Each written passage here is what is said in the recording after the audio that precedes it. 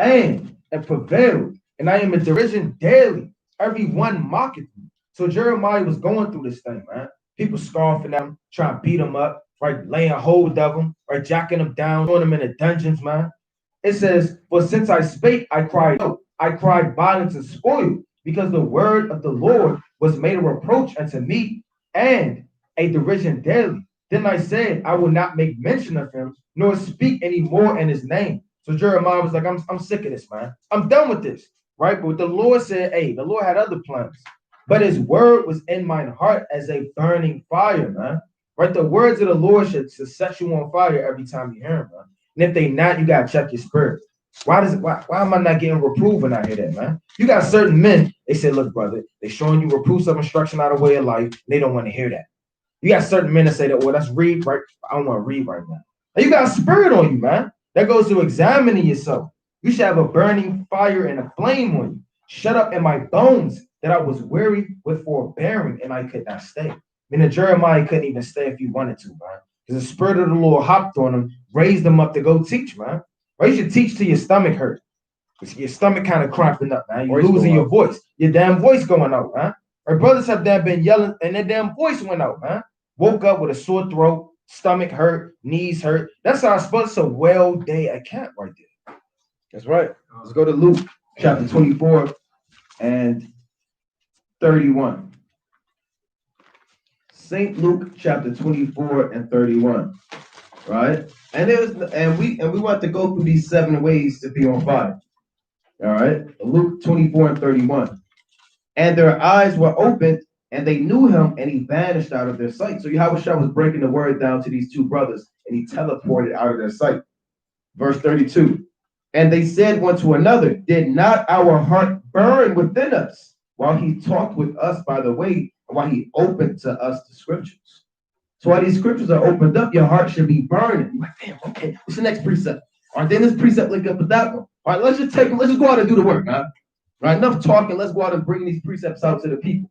So your heart got to burn. Even if you don't understand, you still just go out there. No. If you don't understand, don't just go out there. Right? You want to make sure that you get built up first, right? And you know what's going on, right?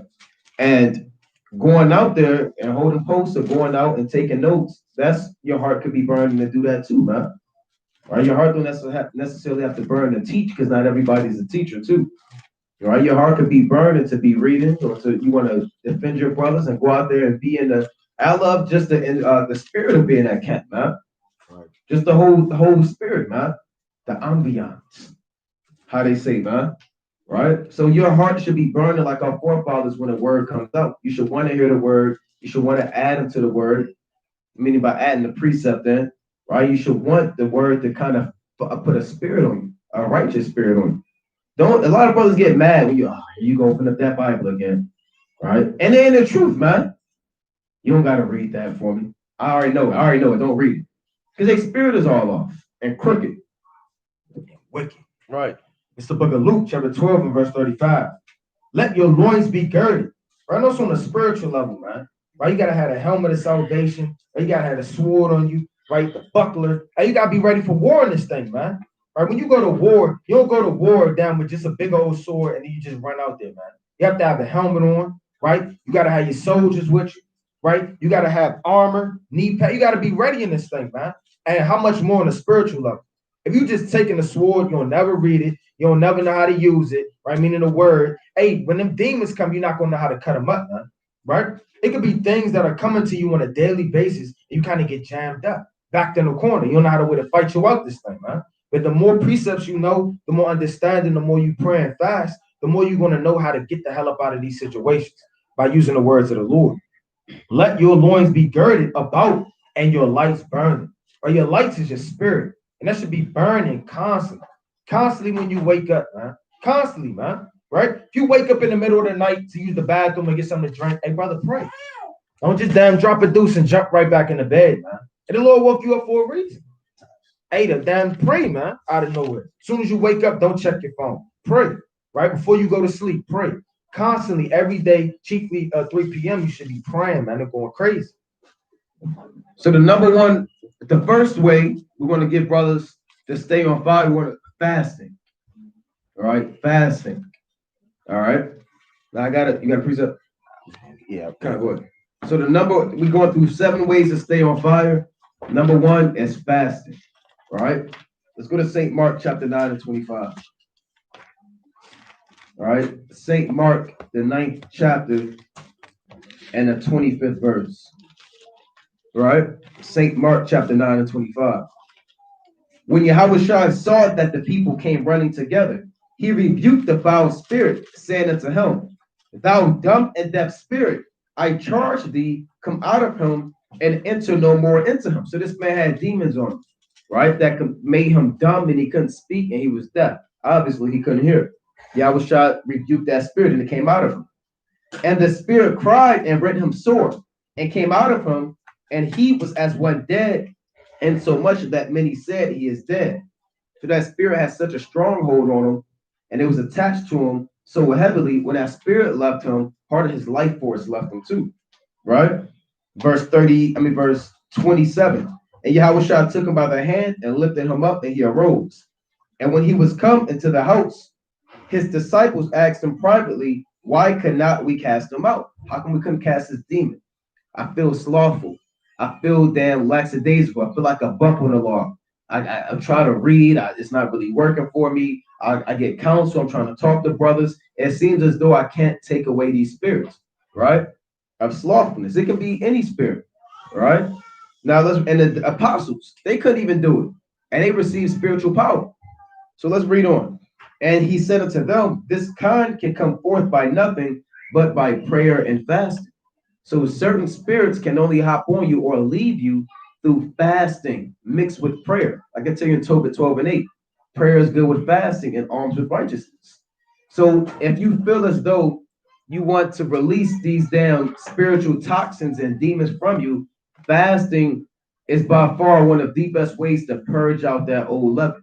And fasting and praying that the Heavenly Father put that zeal on you and that fire on you to do his work. You got a question, brother? I was fasting for like 3 days. How long is it we supposed to fast for? However, there's no set time limit, right? But your fast, if you're doing a 1-day fast, it should be from sundown to sundown, or a span of 24 hours. That's right. It's the book of Judith, chapter 4, right? And I'm going to start in verse 9. Then every man of Israel cried to Yahweh with great fervency and with a great vehemence. Did they humble their souls, both they and their wives and their children. See, your children got to fast in this thing too, man. It's not just for the men, right? It's not just for the women. No, the women, the men, and the children, and their cattle. They even made the cattle fast in this thing, man. They said, ain't nobody about to eat, right? And every stranger and hireling and their servants brought with money, put on sackcloth upon their loins. Thus every man and woman and the little children and the inhabitants of Jerusalem fell before the temple and cast ashes upon their head, right? So you should be casting ashes upon your head, man, right? Now, it could be from the frankincense, right? You get your frankincense, you burn them down, you say the ashes. They don't just fast, kind of put on your expensive clothes and then be on everyday streets at the mall. Hey, man, put on the sackcloth, put some ashes upon your head. Hey, lock yourself in the room and really get the fasting, man, right? I got a shirt with a bunch of holes in it I put on, right? I just put it on, right? And I fast, man, and I read and I pray. When I split it up like our forefathers did in Nehemiah, the 9th chapter, 1/4 part of the day fasting, right, and praying, the other 4th part of the day reading the law. It says, thus every man and woman and the little children and the inhabitants of Jerusalem fell upon the temple and cast ashes upon their heads and spread out sackcloth between their face of the Lord. Also they put on sackcloth about the altar and cried to the God of Israel with one consent earnestly that he would not give their children for a prey and their wives for a spoil and the cities of their inheritance to destruction and the sanctuary, right, to propitiation and reproach for the nation to rejoice at, right? So they prayed with one consent, man, to the Lord, and they really meant it, man. You can't pray just going through the motions and just, what, I'm a fast. No, you got to mean it, man. And the Lord sees that and knows your heart and your mind. That's right. Let's go to St. Luke chapter 5 and 33. right? St. Luke, the 5th chapter and verse 33, right? And for brothers that do not know, fasting is a period of not eating and drinking, no tasting anything for a period of 24 hours from sundown to sundown. No water, no apple juice, no smoothies, no chewing gum, no peppermints, no tasting mint from brushing your teeth, no Listerine, no cinnamon flavored toothpick, no licking your palms, none of that, man. All right. So let's read on. And you're not doing it to starve yourself. You're fasting because rather you want a remission of sins, or you're fasting because you want to gain knowledge or understanding, or in this context, you want a heavy zeal. Right? It's like a heavy fire, man. Right? Luke chapter 5 and 33. And they said unto him, why do the disciples of John fast often and make prayers? And likewise the disciples of the Pharisees, but thine eat and drink. So John the Baptist and the Pharisees, they always used to fast a lot. Yahushua, he ate and he drank so much what they called him a gluttonous and a wine bibber, which were, false accusations, slander. Verse 34, and he said unto them, can ye make the children of the bride chamber fast while the bridegroom is with them? Or you don't make people fast at a wedding. It's not time for that, right? Verse 34, but the days will come when the bridegroom, who's Yahushua, shall be taken away from them, and then shall they fast in those days. So if you wanted the disciples of Yahushua, he said you will be fasting in those days. My disciples, they're going to be fasting on the regular. That's what he said. Now you can't call yourself one of the Lord's disciples if you don't fast on a regular, man. You don't belong to the Lord. He said, when I leave, my disciples are going to be fasting often, man. A lot of brothers say they believe in the Lord, but the Lord not dealing with you, right? Because the Lord told you what his men would be doing. Now, if you're not doing what his men would be doing, then you have to examine yourself. Maybe set aside, if you first getting into this thing, once every 2 weeks, then you might get it once a week, or then you might do twice a week, or if you're really slow in this thing, you might do once a month, but you should be adding fasting regularly into this thing, right? We as a cap, every brother's required to fast at least once a week, That's right. It's the book of Nehemiah, chapter 9 and verse number 1. Now on the 20th and 4th day of this month, the children of Israel were assembled with fasting and with sackcloth and earth upon them. Right, so the Lord keeps telling you through various verses how to pray and how to fast, man. Right? Not to put on expensive clothes and do your thing, man. Right? He's telling you how to humble yourself on a physical level and on a spiritual level. And the seed of Israel separated themselves from all strangers, right? And stood and confessed their sins. So right now, brothers should be chiefly writing down what they want to say to the Lord in prayer, man. Don't just come before the Lord kind of bowing down. You just winging it, man. Right? Just trying to have a conversation with the Lord. Hey, just forgive me for all my sins. And that's how kids pray, man. Just forgive me for all my sins. Hey, the Lord not dealing with that, man. Hey, get into this thing, man. Write down every time you offended that you remember, right? Go through the accounts, right? Say you got an anger spirit. Write down the account, right? To pray that off, right? To fast that off, and then make yourself precepts about anger, man. To get stronger in that. Like if you're going to fast, take fasting serious, man. It said, and stood and confessed their sins and the iniquities of their fathers. And they stood up in their place and read the book of the law of the Lord their God 1/4 part of the day, and the other 4th part they confessed and worshiped the Lord their God. So they told you 1/4 part of the day, they was reading the law. The other 4th part of the day, they was praising the Lord, man, right? And getting down in this thing in righteousness. That's right. This is Sirach chapter 33 and 4. Prepare what to say, and so thou shalt be heard, and bind up instruction, and then make answer. Yeah, like I always say, don't be coming for the Lord talking about, yeah, Lord. Yeah, it's the big big W. You try to get, big Y. You try to get the Lord a nickname. You try to make him your personal friend. You pretending that you toasting the Lord with a Corona. Right? That's off, man. Right? You want to come before the Most High off the humble, man. Right? The Lord is far from the proud. We went over that earlier in James chapter 4 and 6. So you prepare what to say when you fast. Most High, I've been feeling slothful.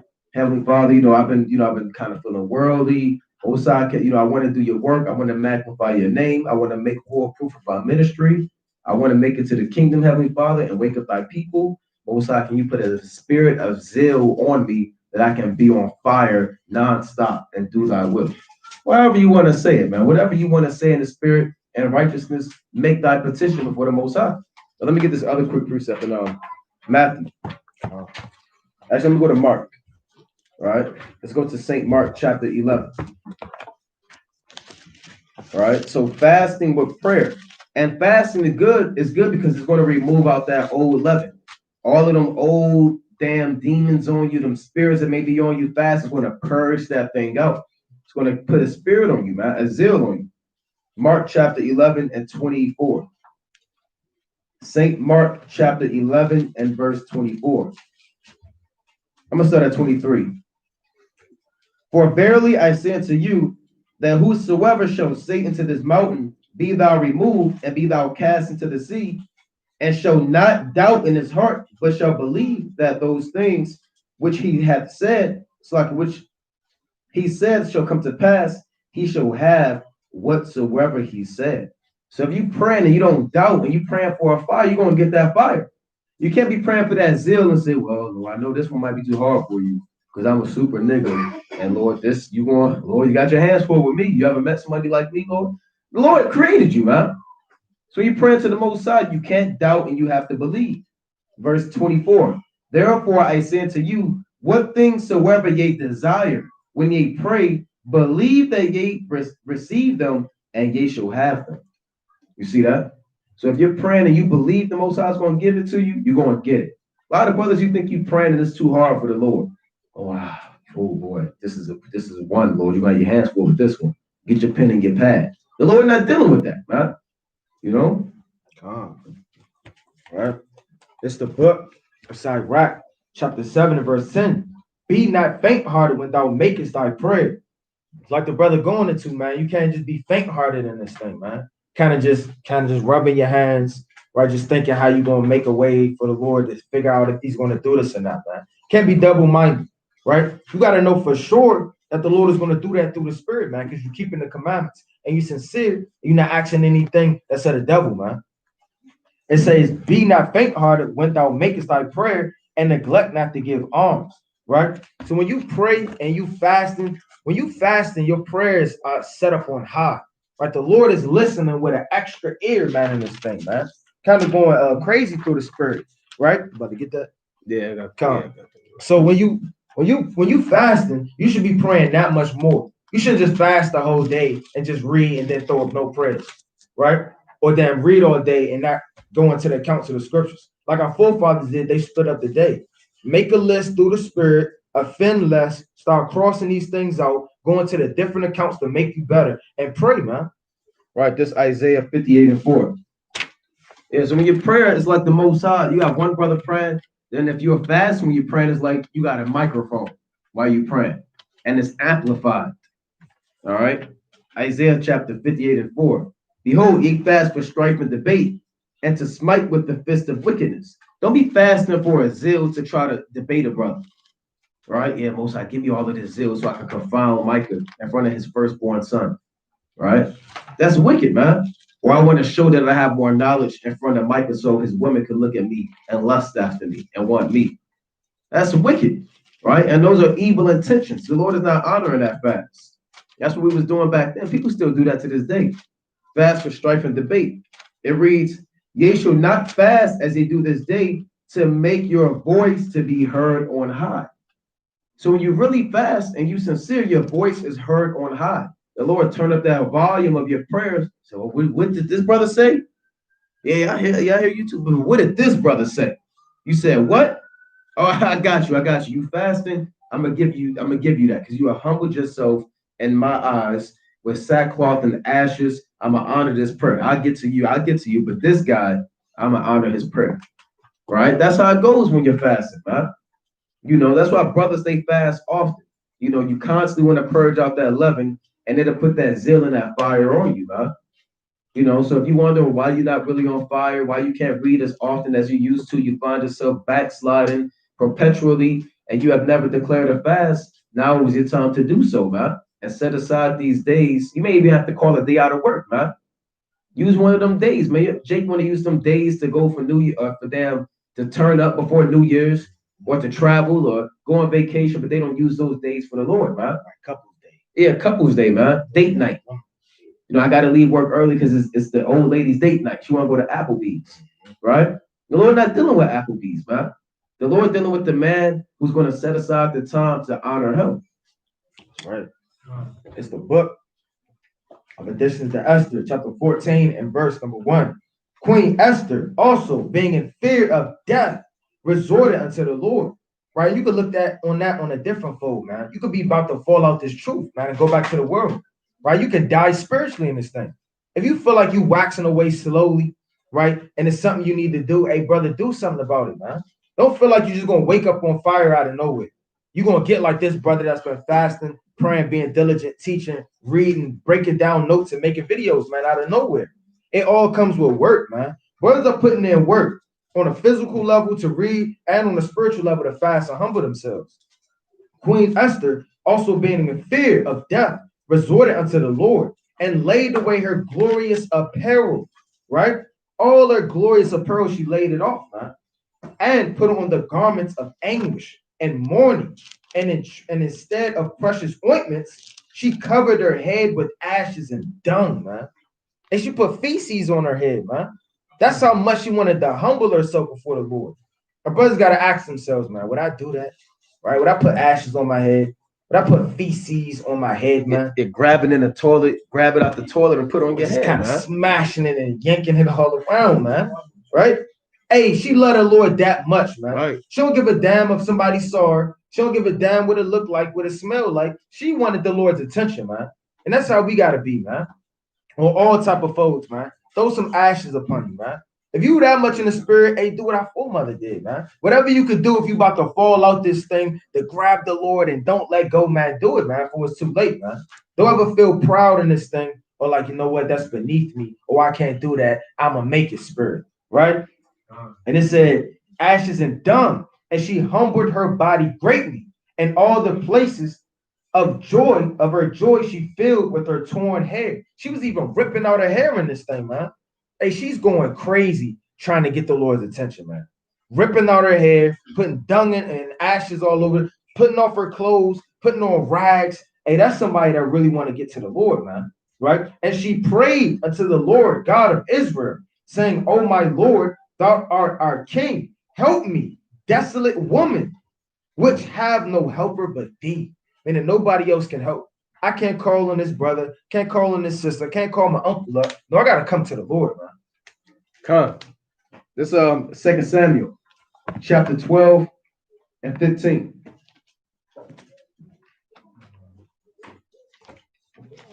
Second Samuel chapter 12 and 15. It reads, and Nathan departed unto his house, and the Lord struck the child that Uriah's wife bare unto David, and it was very sick. It is a child of adultery.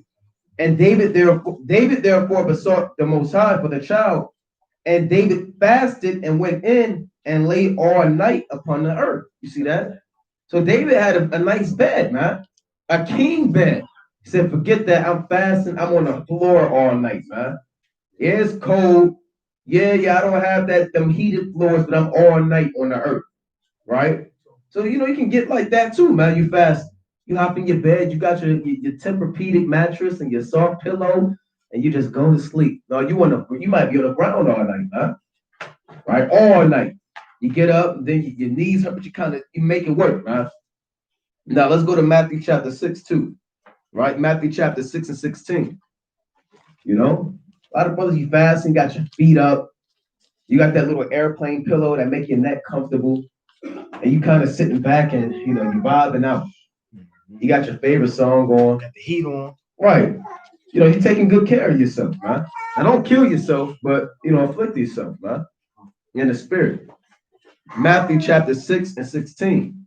Moreover, when ye fast, be not as the hypocrites of a sad countenance, for they disfigure their faces, that they may appear unto men to fast. Verily I say unto you, they have the reward. Right? Don't be walking around letting it be known that you fast, frowning up your face. Oh. Hey, brother, what's wrong? Nothing, brother. Nothing. Oh. Oh, brother, what's wrong? Oh, nothing, brother. I'm just fasting, brother. I'm fasting. I'm glad you know this, brother. And Salakia, man, back in the day, man, when I was at work, right a minute ago, I had this brother. Damn. I had this damn brother at my job, man. Right? He came to me. He said, "How long do you be fasting for? How long you ever fasted for?" Then I told him. He said, "Oh, that? Oh, yeah, that's it. That's all you got. I'm fasting right now. I don't went a week before.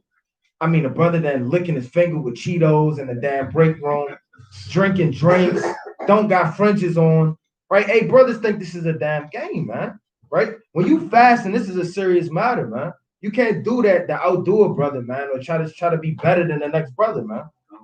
Come. That's right. That's right. Oh, Salaki. Come. Right? It's the book of Deuteronomy, chapter 9 and verse 9. And when I was gone into the mount to receive the tables of stone, right? Talking about Moses, even the tables of the covenant, which the Lord made with you, then I abode in the mount 40 days. Right? So Moses is in a mount 40 days and 40 nights, and I neither did eat bread nor drink water. So when Moses was getting the commandments from on high, Mihabashim Yahushua, he wasn't eating, man. All that time when he was getting the revelation, the breakdowns, everything going on to write down on the law with the tables of stone, he was fasting, right?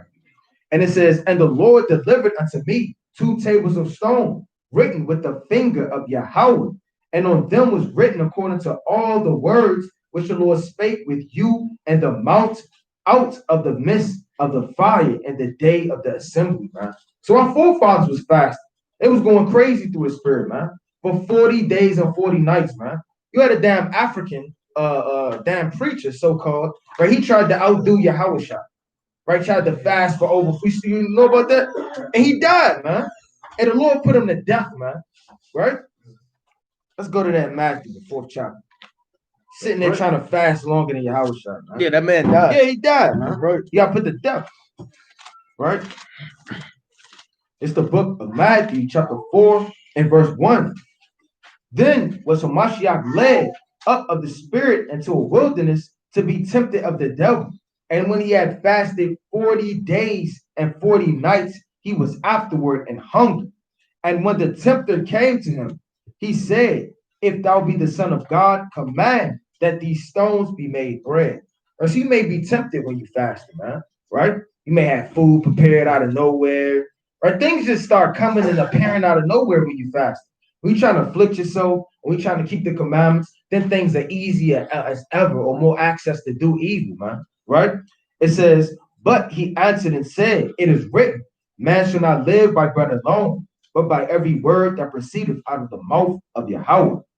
Then the devil taketh him up into a holy city, into the holy city, and sitteth him up on a pinnacle of the temple, and saith unto him, if thou be the Son of God, cast thyself down, for it is written, he shall give his angels charge concerning thee, and their hands they shall bear thee up, lest at any time thou shalt dash thy foot against a stone. Hamashiach said unto him, it is written again, thou shalt not tempt the Lord thy God.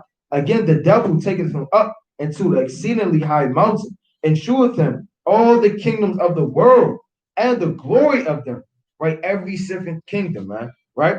And saith unto him, all these things will I give thee, if thou wilt fall down and worship me. Then Hamashiach, then saith Hamashiach unto him, get thee behind me, Satan, for it is written, thou shalt worship the Lord thy God, he only shall thou serve. Right? So when you're getting tempted by trying to do right, keeping the commandments, fasting, Satan going, hey, Satan right on your tail, man. Because he know you trying to fast him and purge him out, man. Or if you had a damn robber in your house, right, and then you picking up the gun, he gonna do everything to try to stop you with that gun. Because you know you're gonna get blown away, man. Right? The same way Satan gonna try to stop you when you're trying to do righteousness and purge him out. Your temple, meaning your house. Right. And a key thing on top of that, to let me back what the brother said, Yahushua didn't beat up Satan. He didn't fight him and say, get away from me. How did he defeat him? No. Scriptures. That's how he took him out, man. So when these demons are getting to you while you fast, to open up the word, read it openly and cut it, man. Right? Now I want to go back to Matthew chapter 16, Salaki. I'm going to read verse 17. Right? kind of going back to the point, don't be going out and just showing off that you fast, right? You don't got to make a post on IG, do a story, fasting, Kwame Yashala, right? I seen a brother post that, man. He said, I'm on my third day fasting. I didn't know it was going to feel like this. This is crazy. Well, somebody got to know that, man. That's between you and the Lord, right? Verse 17 in Matthew, the 6th chapter. But thou, when thou fastest, anoint thine head and wash thy face. You don't be having ashes all down your face at camp, man.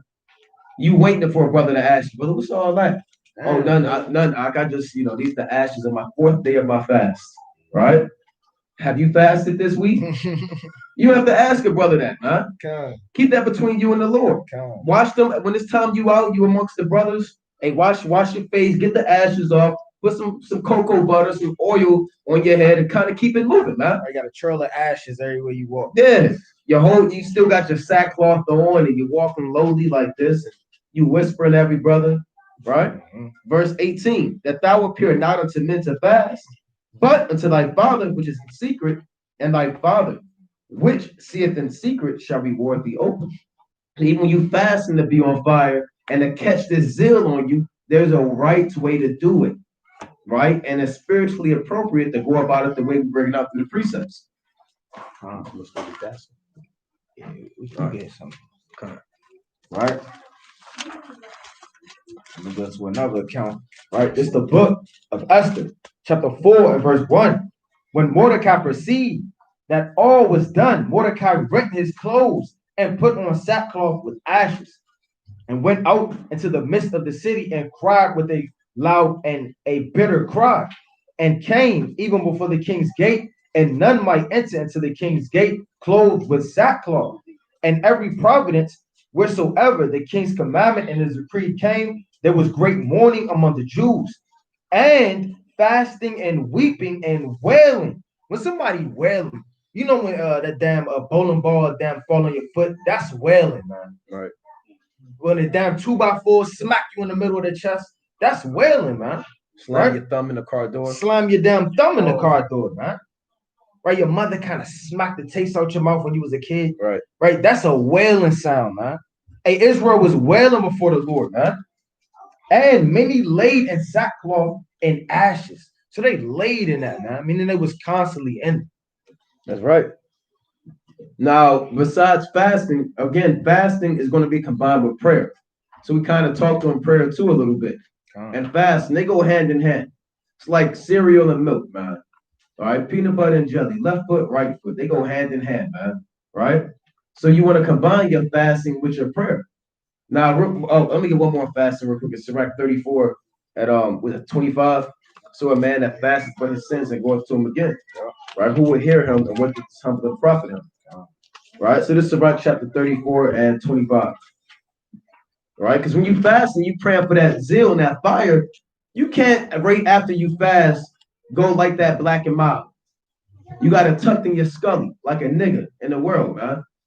And then you take it out your scully and then you light it right after your fast is over. The Lord, there's no point in you fasting, man. You praying for a fire and a zeal, and right after your fast, you playing Call of Duty. Right? You hop right on the PS5 or the Xbox, man. This so that has to be a plan of action for your fast, like your brother was saying. Right? You have to have a plan of action, man, for lack of better terms. You have to have a goal that you want to obtain of your fast, right? And set a standard for yourself. Okay, look, I'm fasting for a zeal and a fire. Look, I know I normally read 3 chapters a day. Okay, look, I want to read 7 chapters a day now, right? I know I normally pray 3 times a day. Okay, now I want to pray 5 times a day. I have a plan of action. I normally watch these many videos and take notes. I want to watch this X amount of videos. Right? I know I normally come to camp Fridays, but now I want to come Saturday too. I want to be on fire, man. All right? Now this is Sirach 34 and 25. He that washeth himself after the touching of a dead body, if he touch it again, what availeth his washing? So is it with a man that fasteth for his sins, and goeth again and doeth the same. Who will hear his prayer, and what doth this humbling profit him? So there's no point of taking a shower and jumping in the mud. There's no point, right? Then you go take a shower again and jump in the mud. You defeating the purpose. So you defeat the purpose of your fast if you go back and deal with sin again. Then I'm gonna fast and you deal with sin again, right? Your fasting should be the end all be all. Calm. Right. And like we said, we going through an order, right? Things that we can do to stay on fire. We done covered fasting, praying. Now we're gonna go into examination, man. That's a very important thing to stay on fire. You're not examining yourself daily, right? Hey, well, brother, can't nobody tell you nothing, right? If you damn seen a wound on your arm, right? You're gonna examine that wound and do something about it. Try to cover it up, try to heal yourself, right? Put a band-aid on it. If you're not examining yourself daily, not looking in the mirror, just go outside, your damn breath stink, got crust in your eyes, no grease in your hair. You just looking like anything. Right? How much more on a spiritual level, man? You gotta look in your spirit and see, okay, this is what I'm doing. This is what I'm giving my time to. I'm giving my time too much to this woman. We're talking too damn much. Right? We're on the phone too much. I'm giving too much time to my wife just to watch her damn series. She wanna binge watch. Right? The Lord not dealing with binge watching, man. People got binge watch demons on. Right. Call of Duty demons. Right. Things that just take up all your time, man. You can't be like that in this truth. In 2 Corinthians chapter 13 and verse 5. Examine yourself whether you be in the faith. So you got to examine yourself whether you really in this truth or not, man. You make a fool, brothers, or you kind of come around, got your fringes on, right? You hold the post, or you come into the Sabbath service, but you can't fool the Lord, man. He knows your heart. It says, prove your own selves. What does that mean? If you know that coming around whatever the case may be, is causing you to get out the spirit, hey, don't come around that, man. You should already know. I always say, if you know that damn M Street, they're doing nothing but killing and jacking down there, but you go down M Street, hey, maybe you want to get jacked. Maybe you want to get robbed. Why you going down that avenue, man? You got to examine yourself, prove yourself, what's good for you and what's not good for you, man. Right? If you know that damn, okay, look, I got to get us a break. I play the game too much, right? Or I damn want to shoot basketball too much. I want to play football too much. Whatever it is, I like this too much. It's pulling me away from the Lord. It says, prove your own selves. Know ye not your own selves? Saith how that Hamashiach Yahushua is in you, except you be reprobates. Except you turn around and do the lust of your flesh and cleave back into the world. That's right. Every brother should be examining yourself. And don't wait to the end of the 6 months to examine yourself. You wait 6 months, now you want to try to check and see. Brother, by the time 6 months over, you're going to be back in the world, man. Every day you should be examining yourself, man. And yeah, every day. Before you go you should be meditating. Part of this thing is meditating too, man. You should be meditating on the precepts, meditating on what you can do better for the Most High, for the nation, and your marriage, your household. Man and woman alike should be examining themselves. You know, a lot of women, you got to examine yourself too. This is how I conduct myself in the marriage. Okay, I can do this better. Maybe if I get up early, or I can get this done. Or maybe if I go about it handling this way, then this could lead to less conflict. Or maybe if I take care of this and do this, then I'll get. Hey, everybody got to examine themselves, man. You got women in this truth too. Men, you got to examine yourself, man. Right? Let me get Sirach 18 and 20. Right? Ecclesiasticus, aka the book of Sirach, chapter 18 and 20. It reads, before judgment, examine thyself, and in the day of visitation, thou shalt find mercy. Now, the Most High will jack you up, he will kill you, man, and send you back in the world. So before all hell break loose on you, you better check yourself. They tell you that in the world. Check yourself before you wreck yourself, man. So right, 18 and 20, right? Everybody knows that saying. Check yourself before you wreck yourself, man.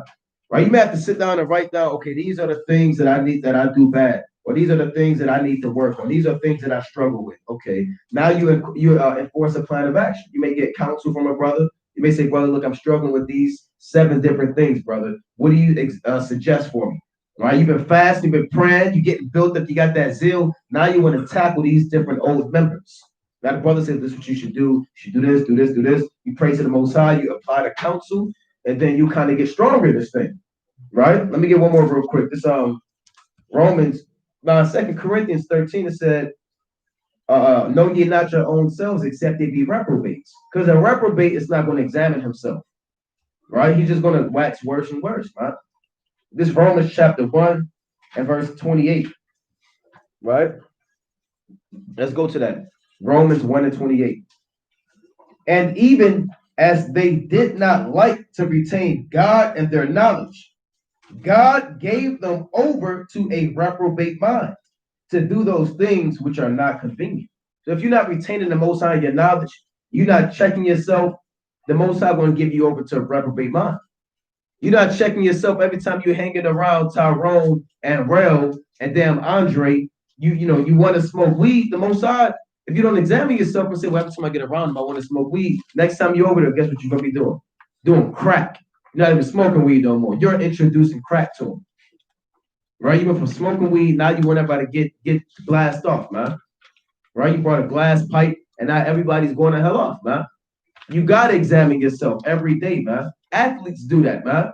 They watch game film. Everybody knows that. You watch game film and everybody examine themselves. Look, you're supposed to hit this hole better. Are you supposed to go this way? Supposed to go run this route. And they examine themselves, but then they go to practice and then they kind of run their routes or bench press or they need to get stronger. Everybody examines themselves, even in the sports world. It applies more in this truth, man. See where the hell you're going off and then force a plan of action to do better, to be on fire. That's right. It's the book of 1 Thessalonians chapter 1 and verse 5. For our gospel came not unto you in word only, but also in power and in the Holy Ghost, and so much assurance as ye know that what manner of men we were among you for your sakes. And so the apostles are saying straight up and down, look, man, we was on fire. We wasn't hypocrites. Everything we telling y'all to do, we was doing it, right? Examine us, watch us, right? We leading the example for y'all. And ye became followers of us and of the Lord, having received the word in much affliction with joy of the Holy Ghost, so that ye were examples to all that believe.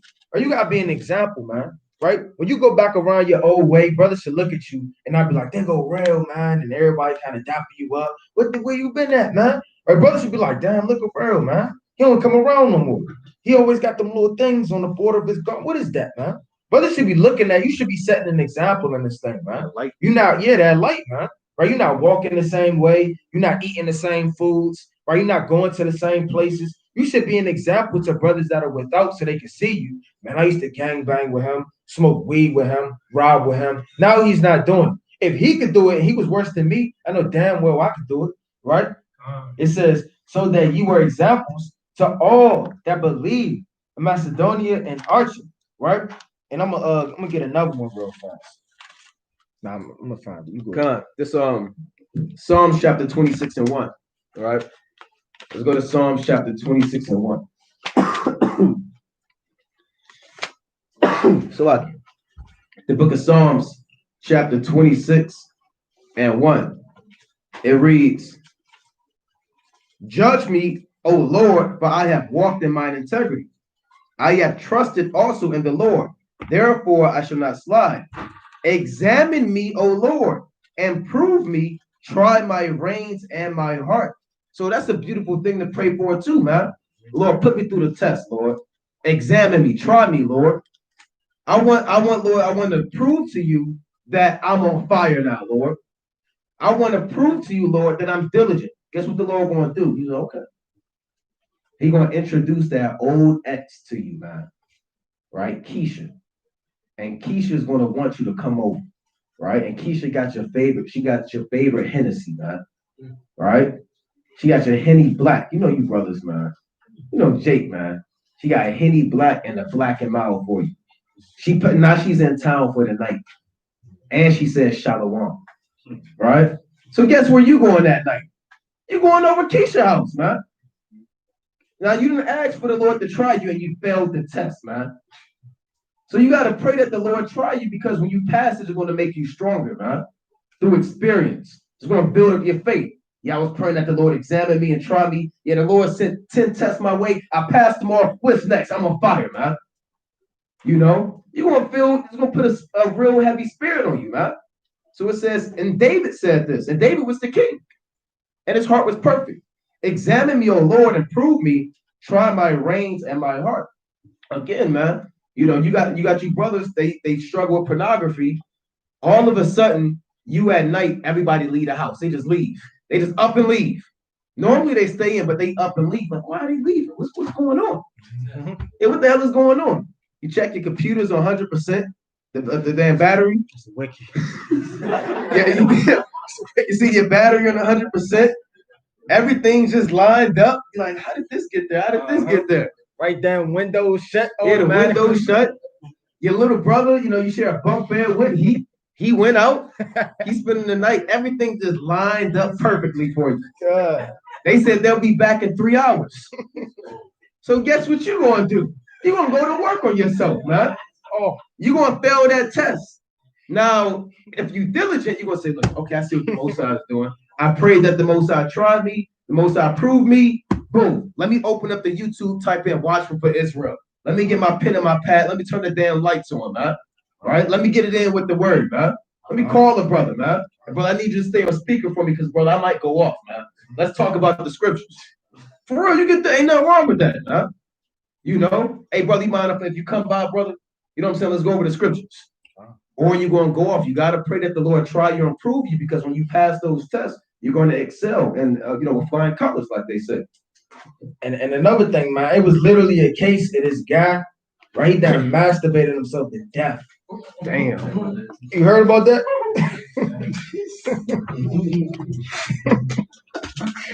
That's madness. That's crazy. That really happened. Yeah, that's madness. So you got to check these spirits, man. You got to examine and check yourself. Rather you be in the faith, man. Pray, and that's a beautiful thing to pray for. Pray the Lord try you, man.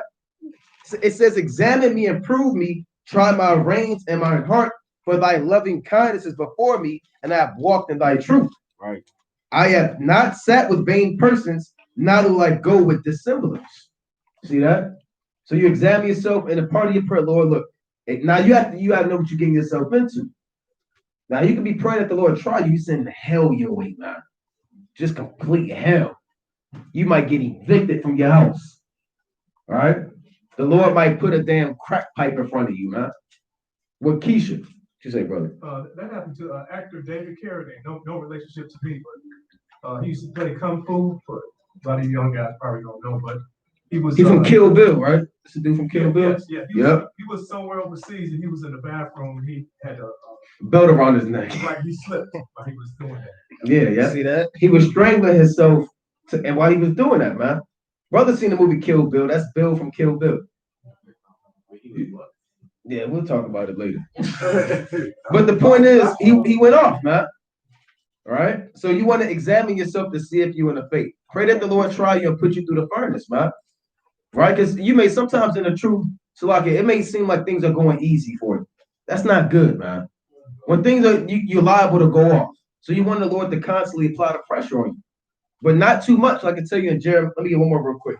Tell you that in Jeremiah, the 10th chapter. Reprove me, but not with destruction.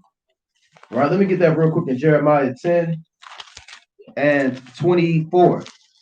Right, Jeremiah 10 and 24. Oh Lord, correct me but with judgment, not in thine anger, lest thou bring me to nothing. So when you pray, because the Lord, all right, I'm gonna send a whole hell your way. So you wanna add that part of that prayer too, with judgment, but not in destruction. Don't overwhelm me, Most High, so I don't fall out. But I want to learn and grow in this thing and be on fire. That's right. It's the book of Philippians, chapter 3 and verse 17. Brethren, be followers together of me, and mark them which walk so as ye have us for an example. So Paul is telling you over and over, man, look, you have us as an example. We're praying, we're fasting, we're being diligent, we exhortating brothers, we doing the work, we catching ship rides, we going over here to this province, to this city, to this place. Hey, we doing the work, man. So you gotta look at certain brothers and look at how they study. Well, this brother knows this, man. How does he know this, man? Right? I'm gonna see how he studies. Ask the brother questions and kind of write it down, kind of see how it's going. How do you memorize the precepts? Right? How do you read so much? And you got to mark brothers and set them as an example and see how they have been doing things to be like, you know what, I can start doing that too. I'm going to start studying the way he's doing, right? It may work for me, it may not. I may find my groove. Hey, this may work perfectly me through the spirit, man, right? And that's marking for brothers as an example to be like, you know what, he been in the truth 3 years. And you got elders that have been in the truth 20 years, man, 15 years, 30 years. And you would be wise to ask those elders, what have you been doing?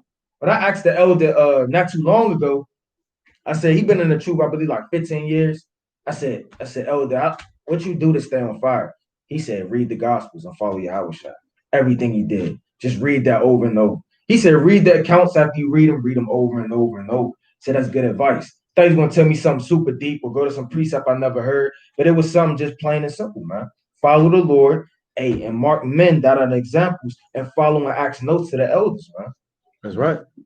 Psalms 37 and 37. Psalms chapter 37 and 37. Yeah, I asked the elder that too, just said be humble, man. Stay humble. That was it. You know? Psalms chapter 37 and 37. Mark the perfect man and behold the upright, for the end of that man is peace. So mark the perfect man. Like we gave the example of brothers that play sports. People diligently take notes, man. They study brothers' workout habits, brothers' diet, their sleep habits, what they do in their leisure and their spare time, and they apply those same things to their life, and they'll find themselves kind of growing and improving. So that's all through self-examination, right? So you may not be able to shoot that free throw. You know, your free throw, maybe 50% from the line, right? So you start studying Micah, and then when Micah's 90% from the line, you understand, you know, then you kind of get your thing up, right? And you start improving. So it's all about examination. You combine that with prayer and fasting, you're on your way to success in this thing, man. Now, being on fire is not going to last forever. No man is going to be on fire 24/7, 7 days a week. You may have them days where you kind of, you know, you on 6, man, or you on 5, right? But we're telling you the things on how to get back that 9 and 10, man. All right. Right. You want to get something else on there? No. All right. So the next thing, go. You got it. Yeah, we could just go into counsel because we given 7 ways to stay on fire. We done hit fasting, praying, examination. Now we going to counsel, man. It's very important to ask for counsel when you fall, man. Right? Not to just be in your room, cut the light. I'm never gonna make it. You cut the lights out, kind of tuck yourself in the bed, you just fall asleep, man. Right? Hey, call that brother, man. Hey, man, I called the brother one day to check on him. He said he was having a breakdown. I called him at the right time. That's the spirit, man. Right? You never know what somebody going through at that time, that moment. That's why it's very important to check on your brothers, man, and ask for counsel, man. Right? Let me get that in Sirach. Right? It's the book of Sirach, chapter 6 and verse number 6. It says, be in peace with many, nevertheless, have but one counselor out of 1,000. So don't ask everybody for a damn counsel, man. Your uncle on the couch, he don't got a job, he's smoking, and you asking him, dude, am I going to go to camp today? Should I go to camp today? How to stay on fire. How to stay on fire. He's not going to give you righteous counsel, man. What is that fire you talking about, man? I got checked last week. Right? He going to give you a carnal answer, man. Right? It said what? Be in peace with many. Right? Have the love of the brotherhood. Every brother is not wise enough to give counsel. Or, you know, he don't have the spirit in him to have righteous counsel to give.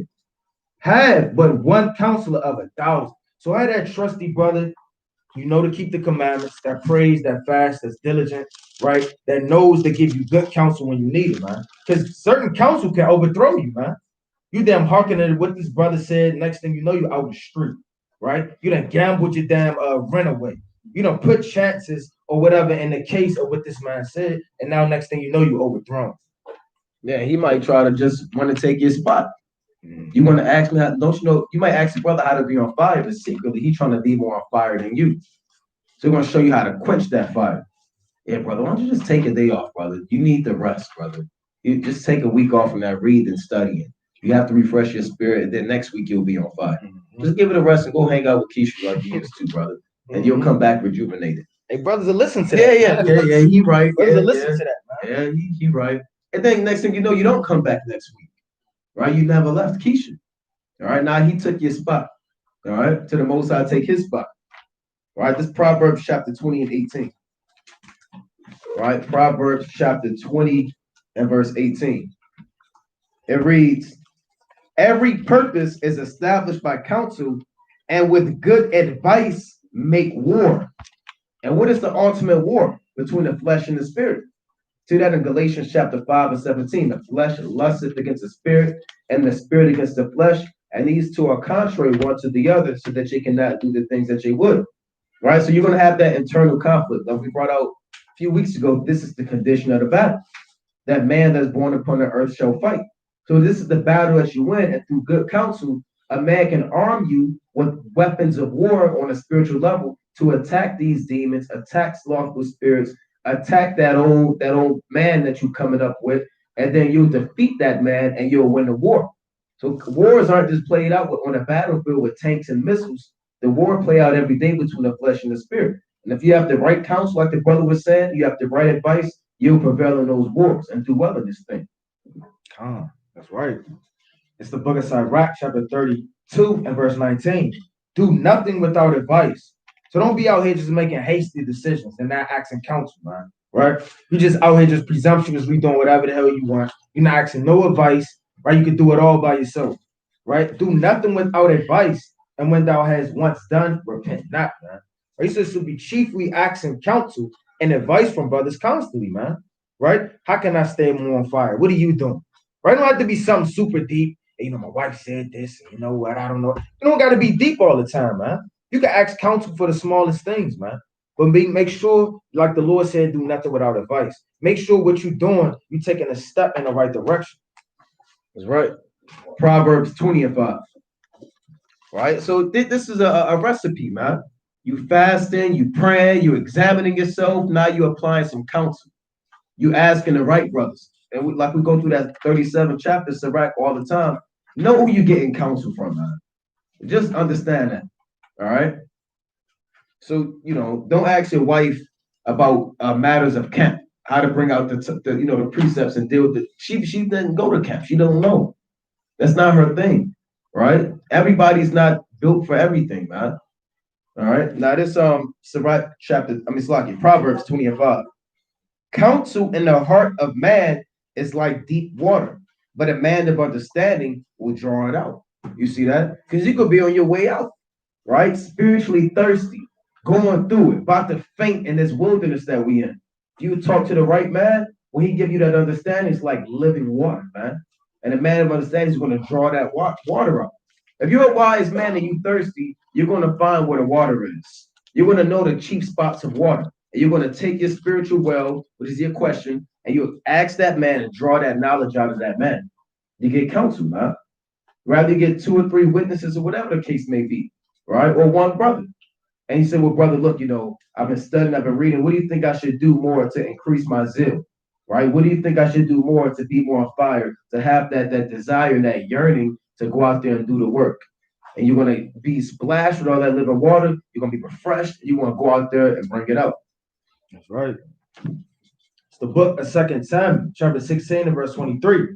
And the counsel of Ahithophel, which he counseled in those days, was as if a man had inquired at the oracles of Yahweh. So if he straight like that was giving you counsel, it was like the Lord was speaking, man. That's how much wisdom he had and how much counsel he had. That's the type of counsel you want to get. Not the counsel where you're unsure what the man is even saying, whether you want to hearken or not.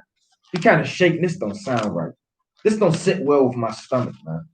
I shouldn't have asked him that. Right. Next thing you know, he didn't tell that brother was going on, this sister was going on. And it all now the congregation knows, man, that you 3 months late on rent and you don't know what to do about it. Now when you walking by, you see snickles and giggles. You don't know why, man. Like you got a hit you on the back of your damn shirt, man. Right? It says, if a man acquired at the oracles of Yahweh, so was all the counsel of Ahithophel, both with David and with Absalom, right? So that even the King David, he had a counselor, man. He didn't just go to war, oh, I'm just the king. I'm just King David. I'm going to do what I want. No, he had counselors in his thing. Each mighty man, before they make decisions, they have counselors, even at the highest of levels, being king, man. Right? You got something? Yeah. Come on. This 2 Chronicles 18 and 18. I got to find a precept because of what scripture did you read about David? Solomon had a counselor too, man. Yeah. And Solomon was the wisest man. Oh. Now he had one of his titles was the king's friend, but he had a counselor, man. Right? This 2 Chronicles 18 and 18. And he said, therefore, hear the word of the Lord. I saw Yahweh sitting upon his throne and all the hosts of heaven standing on his right hand and on his left. Those are the righteous angels on the right hand side. And on the left hand side, those are the evil angels. And the Lord said, who shall entice Ahab, king of Israel, that he may go up and fall at Ramoth Gilead? And one spake after, one spake saying after this matter, and another spake saying after that matter. So what does that mean? The Lord has a counsel up there in the heavens. The Lord got angels that he consult with. Not that he needs to, but that's written for our learning. That even the Heavenly Father, we should pattern ourselves after the Most High, man. So if the Lord got a counsel, should not we have a counsel? Right? You gonna say something, brother? Oh no, I was just agreeing with you. Yeah. When the other angel said that. It would be a lion spirit. Yeah. That's right. So even the Heavenly Father has counsel. He has the 420 elders up there and a host that he consults with, man. How are we going to get this man to die? One angel said, well, look, you should do this. Then another angel came and said, do this. So we kind of hear him the counsel out till he hear what's fitting and what's perfect. He said, that's what I need right there. That's right. It's the book of 1 Kings, chapter 1 and verse 11. Wherefore Nathan spake unto Bathsheba, the mother of Solomon, saying, hast thou not heard that Adonijah, the son of Achias, doeth reign in David our Lord, nor not? Now, therefore, come, let me, I pray thee, give thee counsel, that thou mayest save thy own life. He said, man, look, let me give you counsel that you can save your own life in this thing, man. The right counsel can save your life on a spiritual level, on a physical level, man. You could be about to fight, just mad as hell. Man, I'm about to fight, man. I don't know what to do. You kind of call the brother and he kind of telling him what's going on. He's like, brother, calm down, brother. Calm down. The brother don't have a spirit. He's in the world. He's just trying to take you out. Next thing you know, 5 minutes later, man, you done calm down. You don't want to fight no more. You avoiding the dude, not because you scared, because you fear the Lord, man. And you don't want no harm to happen to your brothers. Right? You put down the damn gun and you picked up the Bible, man, through the right counsel. It said that can save your own life and the life of thy son Solomon. So even the right counsel can even save your children's life because you have the spirit now. You've learned from learned men and now you're passing it down to your generation, man. That's right. Yeah, they show you that in that movie with what's his Cuba Gooding Jr. and Lawrence Fishburne, Boys in the Hood, man. Remember he went in the house swinging and acting a fool, and he went to go get the gun and he kind of ran up on him, man. Lawrence Fishburne kind of gave him some counsel and told him what time it was, man. Calm the spirit down, So another good thing, again, with your fasting, with your prayer, what else we got? Self-examination is counsel, right? Another thing, reading. Reading will increase your fire and increase your zeal. You can't just sit there and fast and pray and call brothers, but your Bible dusty as hell, man. Right? You're not sitting there applying no scriptures. You're not reading. Your flame gonna go out, man. Reading is important. That's eating, man. If you don't eat, you're gonna die. Right. Having snacks all the damn day. Right. Having a bunch of snacks and fruit, but you're not eating no meat. It's the book of Revelation, chapter 1 and verse 3. Blessed is he that readeth. So the Lord said, man, you blessed when you read. Right? Because you're going to learn something you never learned, even if you read an account 7 times. Right? If anything, even if you're breaking it down on more than one fold, and just reading it again is going to refresh your spirit, man. Like the brother always says, no expiration date on a precept, man. You can hear a precept over and over. You should never be like, well, I'm tired of hearing that precept. I done read that book. I'm tired of that account. You talking about King David and Goliath again? Well, brother, I already read it. Well, read it again, brother. Right? It's going to strengthen you, man. It said, blessed is he that readeth, and they that hear the words of this prophecy, and keep those things which are written therein, for the time is at hand. So you blessed when you read and you hear the words of the prophecy, right? So it's even good, to watch the videos, man. When you hear these words, it's a spirit. It's going to hit you, man, right? And it says what?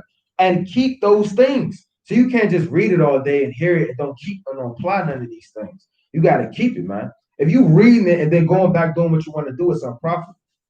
Right. And as we go through classes and lessons, we can only teach you so much. The Spirit is going to teach you too, man. Right? The Spirit is going to come down because I know brothers can attest to that. Every brother knows that. You'll be reading and say, hold on, now, that link up with that.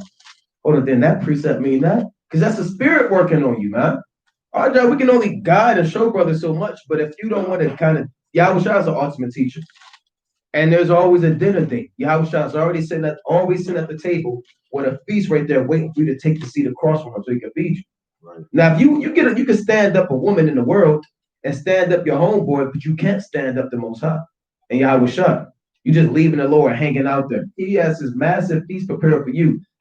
Lord, I'll be there when I get there. How the Lord gonna feel about that, man? He's just going to pack all that stuff up and go to the next brother, right? This is Revelation chapter 3 and 20. It reads, Revelation, the 3rd chapter, the 20th verse. Behold, I stand at the door and knock. If any man hear my voice and open the door, I will come in to him and will sup with him and he with me. So the door is your mind. Yahushua is ready to come in and sup with you. Sup is an old word to feed.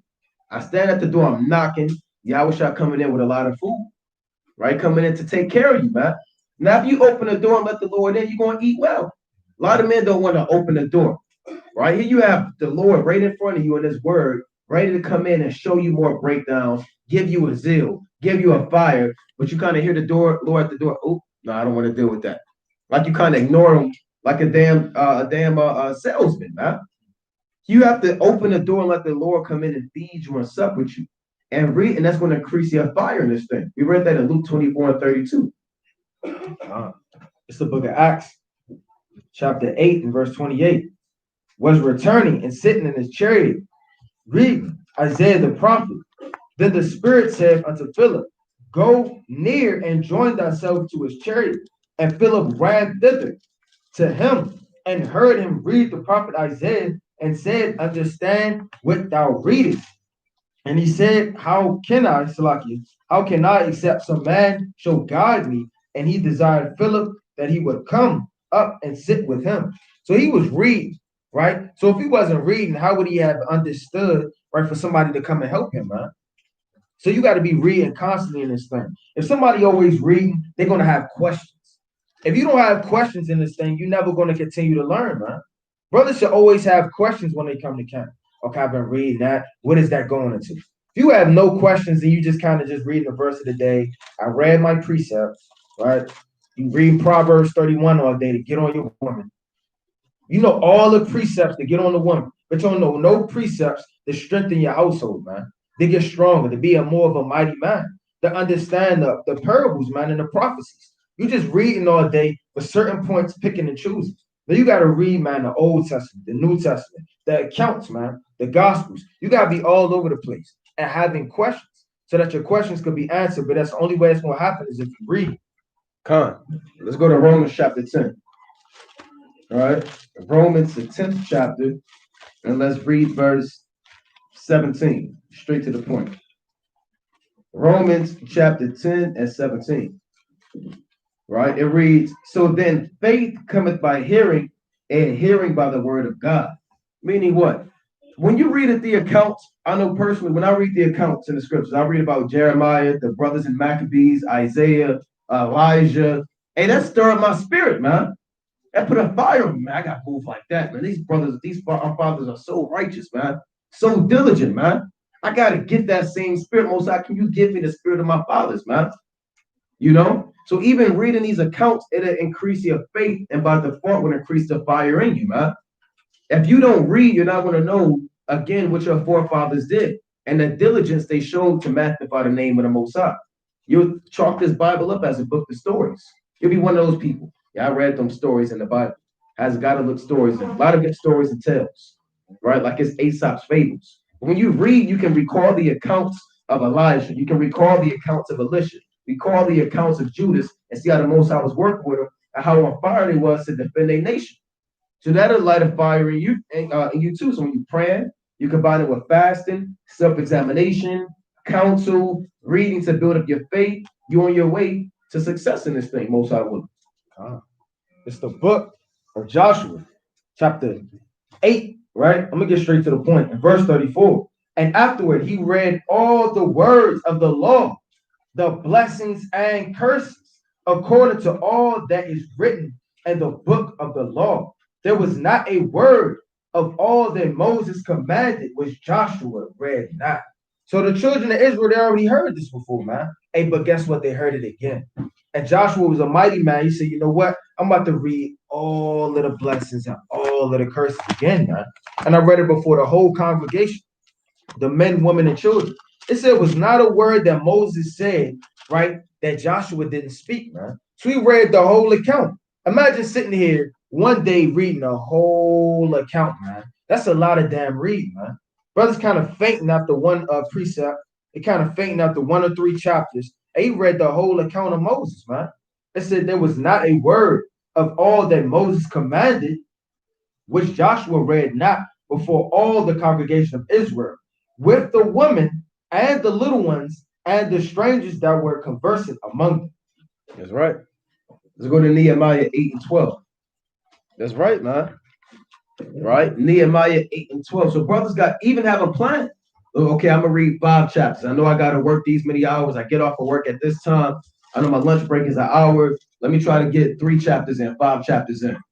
Right? Okay, I know I get off of work. I gotta spend time with my family. Look, okay, before I go to bed, let me tackle these 7 chapters. Let me get up an hour early before work just to get it in with the word, man. Right? So you almost have to have a plan of action to incorporate reading in this busy, damn burdensome life we live in hell, man. Right? Nehemiah 8 and 12.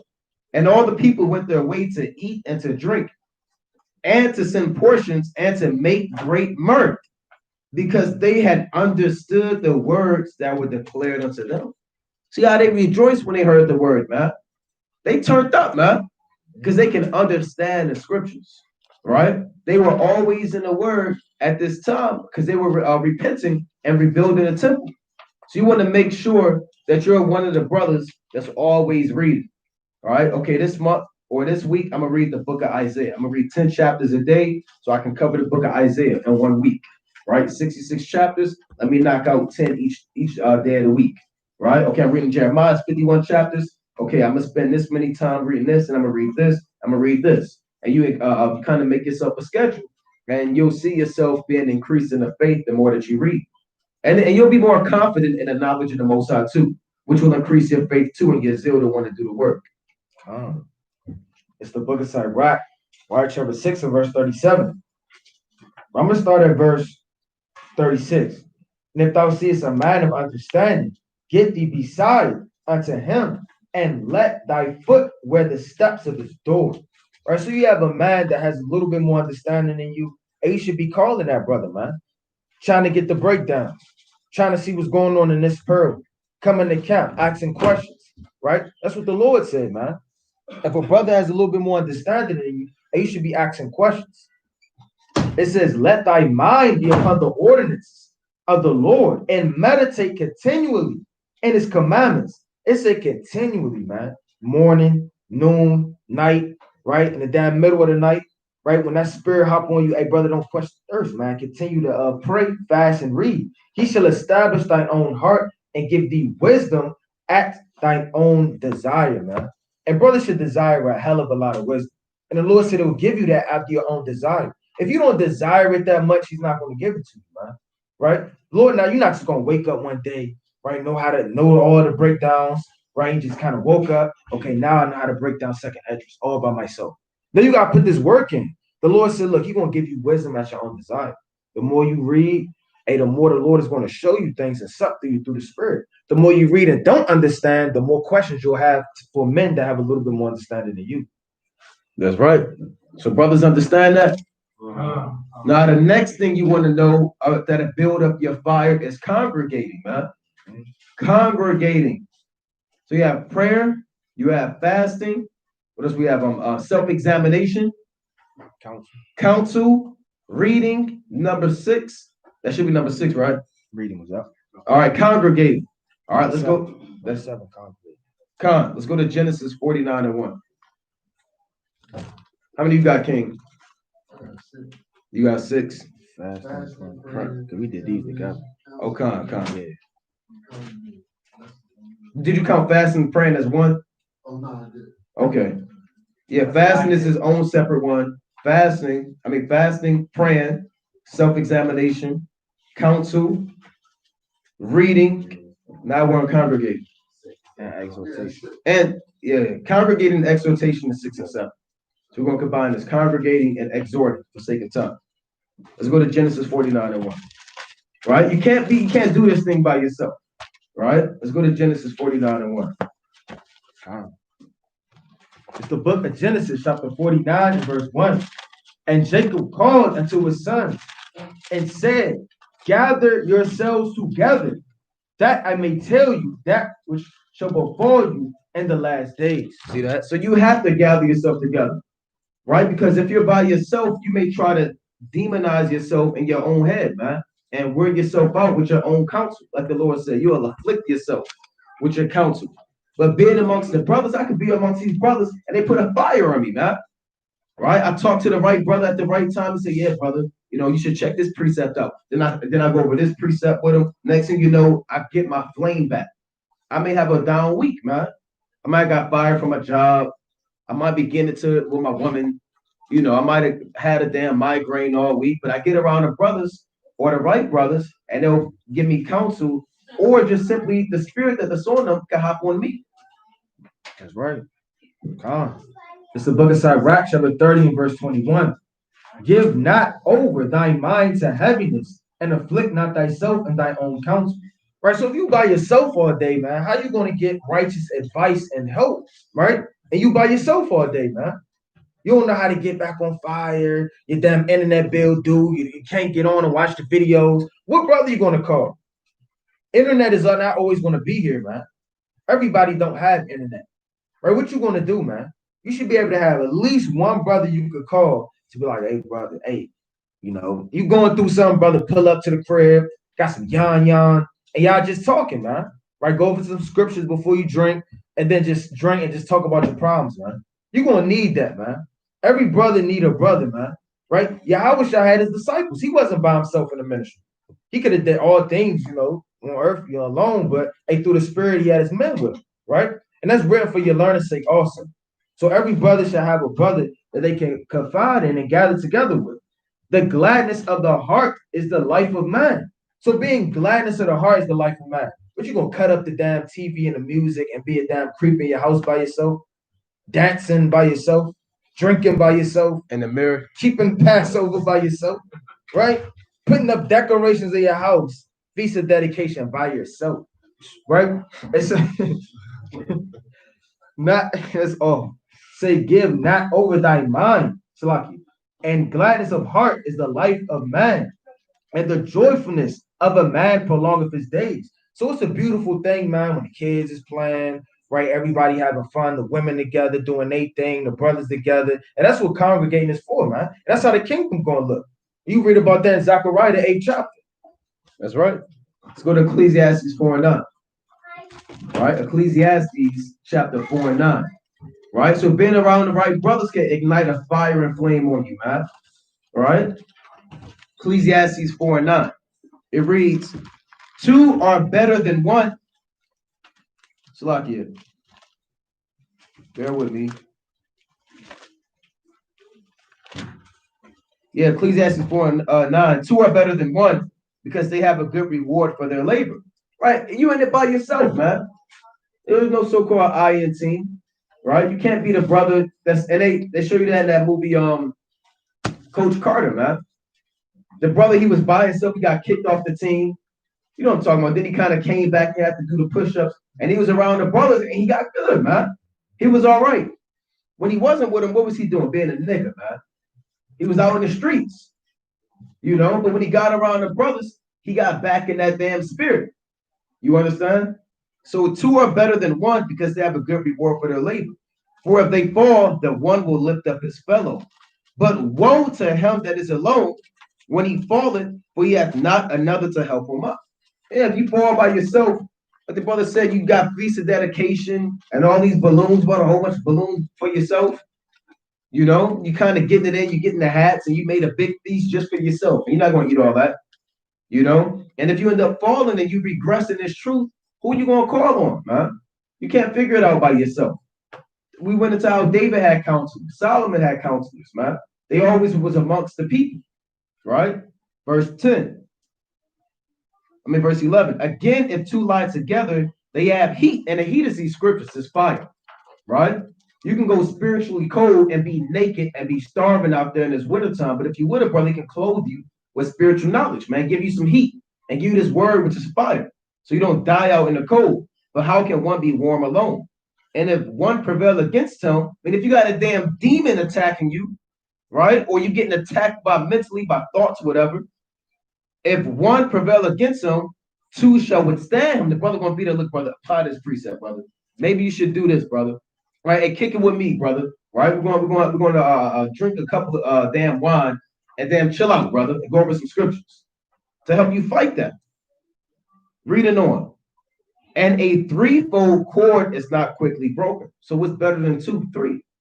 You see that? So if you're around, what's better than 3, 4? What's better than 4? 7. Right? That's right. It's the book of Zephaniah, chapter 2 and verse 1. The class, gather yourselves together. Like the Lord didn't say, just this camp gather with this camp and that camp with that camp, man. You're talking to the whole nation, man. You got certain camps that only congregate within that camp, man. As if we not all Israel. Yes, a lot. You got other camps, they'll kind of get on you or suspend you if you hanging around people out in other congregations, right? I'm not sure if brothers know what I'm talking about, but you have certain congregations like that. They'll say, well, you can't hang around nobody but this congregation, you know? Right. And that's wicked, man. When did the Lord ever say that, man? The Lord never said that, man. Right? So if you in this camp or that camp and you keeping the commandments, you believe in Yahweh Yahushua, and you repenting and you teaching the nation, man, we love you, man. Straight like that. Right. We supposed to all gather together. That's why we have unity camps and things. You got certain camps that we not holding camp with nobody but our camp. We only love our camp. Like the brother said, you'll get suspended, man. Why in the hell is that conversation like? You're talking to some Israelites keeping the commandments. They got different colors than we do. So you're out of here. What? That's not of the Lord, man. The Lord's not getting down like that. Gather yourselves together. Yet gather together, O nation not desired. Not camp, not man, not congregate, the whole nation, man. That's why we gotta gather together, man. Right. Let's go to Sirach chapter 37 and 12. Zephaniah 2 and 1. That's the classic. Right? Sirach 37 and 12. But be continually with a godly man. Don't be continually with Rel. You with Rel and Devon. Devon always want to, Sirach 37 and 12. Devon always want to freestyle. And Rel always want to hit the club, man.